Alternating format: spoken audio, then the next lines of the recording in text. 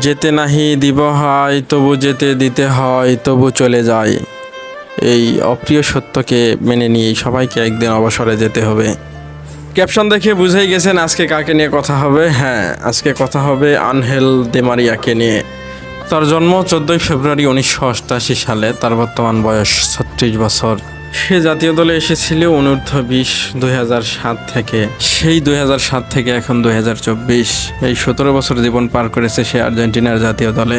এই 17 বছর জীবনে কখনো মেসির সেনাপতি, কখনো সহপাঠী বা কখনো বন্ধু, এভাবে সে সব সময় মেসির ছায়া হিসেবে থেকেছে।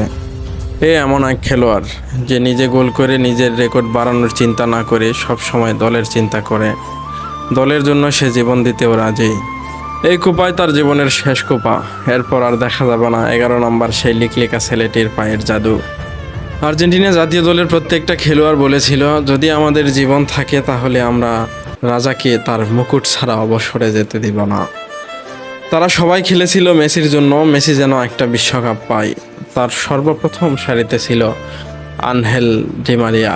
ডি মারিয়া বলেছিল, আমার জীবন দিয়ে হলেও আমি বিশ্বকাপটা এনে দিব শুধুমাত্র মেসির জন্য। সে কিন্তু তার কথা রেখেছে। সেই মেসি, সেই রাজাই কিন্তু এবার বলেছে, তোমরা সবাই যেমন 2022 সালে আমার জন্য যুদ্ধে নেমেছিলে, তোমরা 2024-এর কোপা আমেরিকায় আরেকবার যুদ্ধে নামো। আমার জন্যে না, ডি মারিয়ার জন্য হলেও কোপা আমেরিকার কাপটা নিয়ে আসো।